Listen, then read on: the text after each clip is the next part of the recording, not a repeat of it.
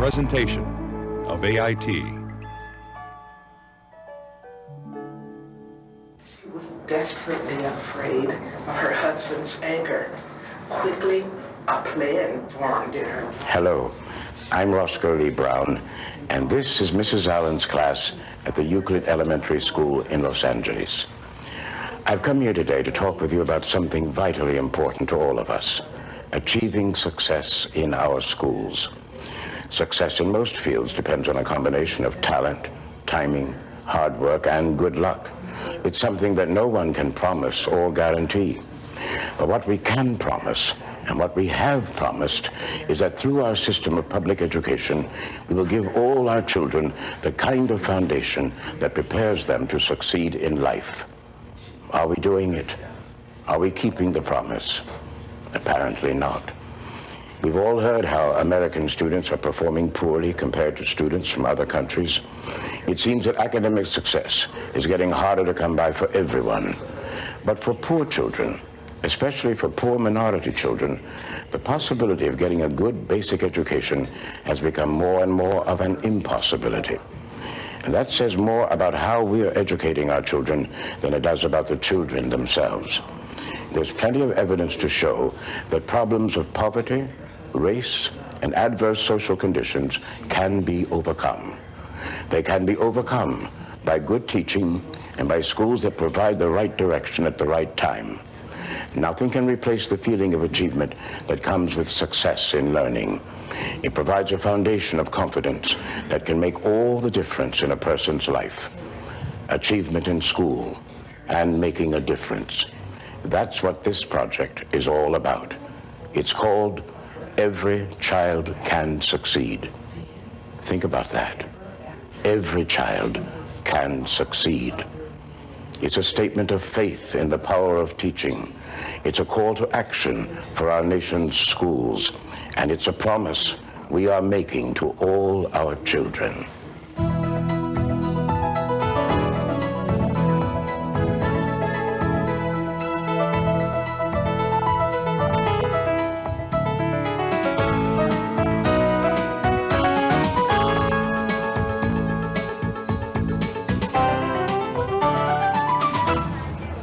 These children are on their way to the future. Their future and ours. Come on, let's go. I pledge allegiance to the flag of the United States of America. The schools we send them to are supposed to be expressions of our commitment to a new generation. Under God, indivisible, with liberty and justice for all. But are all of our children being well served? If not, are we up to the challenge? Flag of America, a salute we give to you.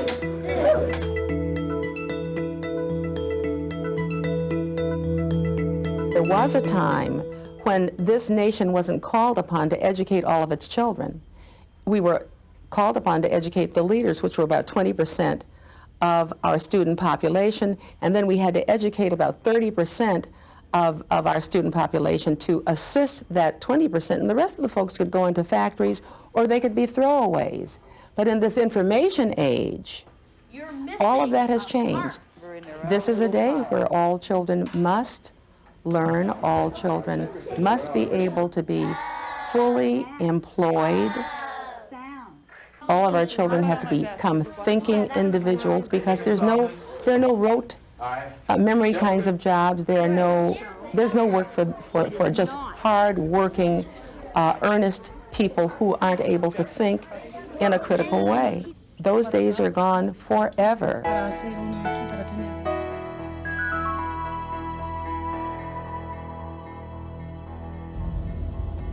There are many places in North America where principals, teachers, and children conduct the vital business of education under appalling conditions, amid the deep poverty of rural areas all across the continent, and in poor urban neighborhoods filled with noise and violence, where drug dealing and other crimes are part of everyday life. What do we expect of children in these environments? We say that we believe that all children can learn. And I believe that almost every educator wants desperately to believe that, and may sometimes even believe that they believe it, and yet they nurture doubts that they can produce the educational outcomes in situations that are difficult. For example, we hear that if students are poor, that there is a correlation between poverty and school success. Okay. Dígame, Gabriela. We've heard that if students are bilingual, that this bilingualism will be a deficiency in the school setting, and that will account for low performance. We've heard that single-parent families are a problem, that if there's no father in the home or no mother in the home, the child is doomed to failure because of the fact that parents cannot provide the kind of support in that environment.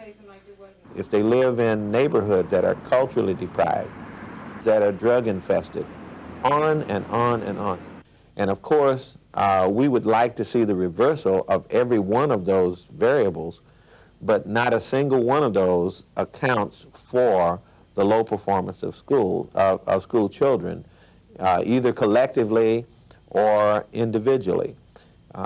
We know that it is possible, doing things that schools do, to overcome the damaging and negative effects of these variables. I wonder if that's a naming part or a telling part. Simone? A naming part. Good. All together, you use how many for each train of cubes? 5. 5. Okay, good job. Will you take that home and read to your mommy and daddy? This is a practice. In his book, Savage Inequalities, Jonathan Kozol simply dismisses explanations that point to deficits in the child as reasons for failure.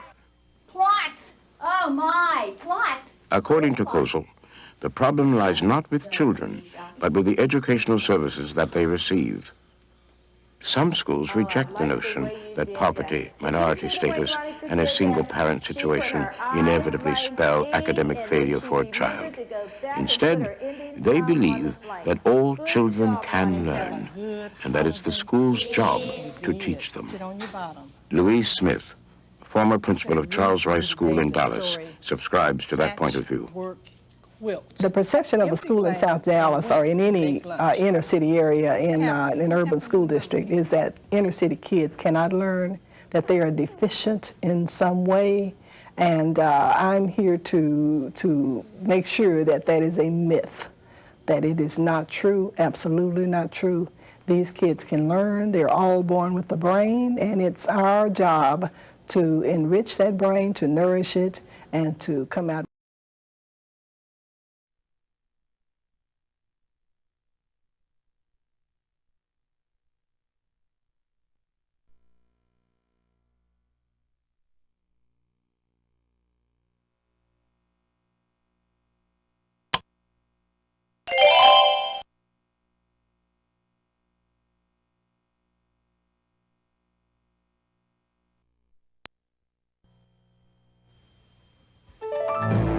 A presentation of AIT.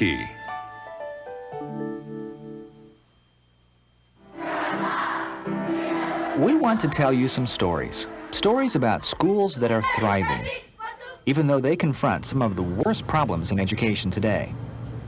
How do they do it? And what can we learn from them that will help improve other schools?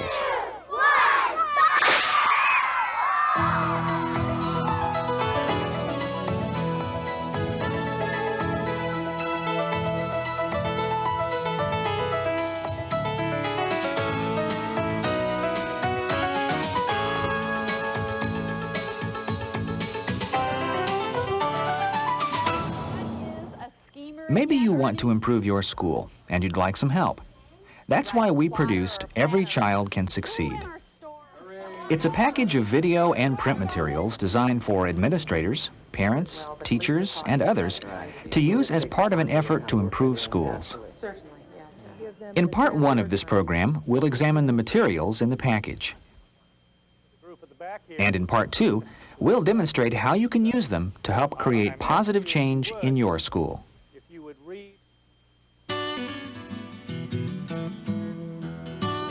Every Child Can Succeed has 3 components: the demonstration component, the successful schools component, and the essential elements component. The demonstration component is for school trustees, administrators, teachers, and parent and community groups. This component includes 2 video programs. The first is Promises to Keep, Achieving Success in Our Schools. We say that we believe that all children can learn.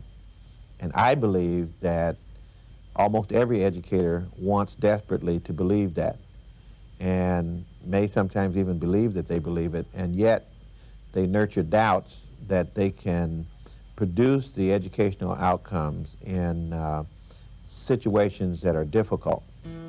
The other video program in the demonstration component is Using Every Child Can Succeed, which you're watching now. Besides the video programs, the demonstration component also contains a guide for educational policymakers, including advice on how to support change at the local level. The purpose of the demonstration component is to encourage policymakers to adopt plans and commit resources to meet the needs of all students. The second component in Every Child Can Succeed is the Successful Schools component. It's for administrators, teachers, community members, and parents. The Successful Schools component features 6 30-minute video programs.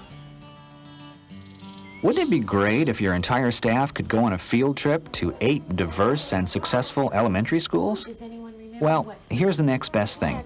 We'll bring the schools to you. The programs are The Van School, A History of Success in Pittsburgh. Charles Rice Learning Center, an oasis in Dallas. LA Stories, Bennett Q and Euclid Avenue. New Suncook School, Achievement in the Woods of Maine. This is a school with one. Every facial thing has a feeling. All of a sudden, your team's down there, you're down to the floor, Casey's coming to bat. Thorncliffe Community School, student-centered learning in Edmonton. To the south. And Northwest Passages, Alki and Beacon Hill in Seattle. You're missing a part, and the part that you're missing is in this class, Lori Eba and Diane Tompkinson are teaching their first graders about sea life. They're about to take a field trip to the beach. Sat down. Remember we counted them? How many does it have? It has 20. The next day, they're off on the field trip. 50 first graders, newly certified as beachologists. Can you see the 2 feet? Miss Tyler, I found the kind of starfish you were talking about, the purple one. Oh, I see it. What do you see? It was resting. They attach to the rocks with all these 2 feet. And they become totally engrossed in what it is that they're doing. And the motivation is there, the feeling that, God, we want to learn all we can about it. And it just seems to create a feeling in them that they can do it and they want to do it, and it has meaning to them. And I think that's the whole point of what we're doing for kids, is to create meaning for them. Along with the 6 video programs, the Successful Schools component includes a facilitator's guide. The guide has suggested workshop agendas, handouts, background details on the featured schools, and tips on how to use the videos to stimulate discussion.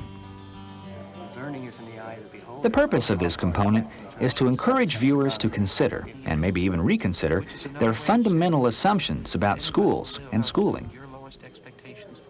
If we don't believe that every child can succeed, if we don't have that attitude, all these resources and wonderful computers and so forth aren't going to do us any good, because we will use those resources for certain children and not for other children. So I think it's an attitude shift. The third component in Every Child Can Succeed is the Essential Elements component. It's primarily for principals and teachers. This component has 9 20-minute video programs. The videos explore elements that research has identified as essential for school improvement.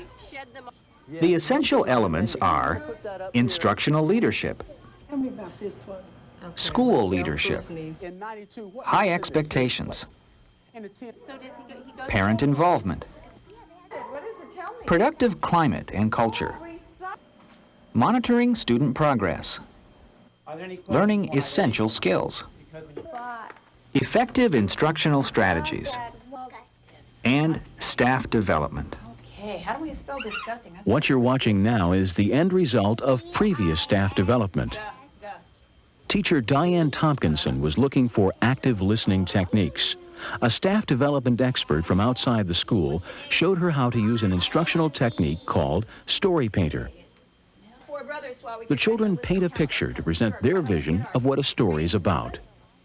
You get a lot better listening skills when they try to imagine what is going on in the story, and particularly when they know they're going to have an opportunity to paint their favorite part, and that we are going to work with a story and describe that chapter. What do you want to say about Chapter 3? What do you think Savun was illustrating here? Because Story Painter works so well in Diane Tompkinson's class, Joan Dorr of the Academic Achievement Office has come to Alki School to share the process with others. The student got up and told about the cat in the first chapter. The other students added information.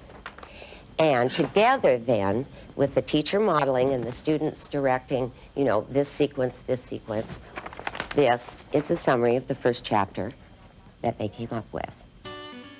Along with the 9 video programs, the Essential Elements component contains a facilitator's guide with workshop agendas, handouts, and suggestions on planning for change in local schools.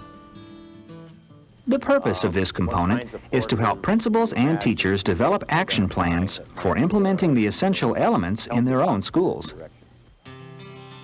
The package also includes a book of readings. Inside, there's a large collection of background readings for use with both the Successful Schools and Essential Elements components.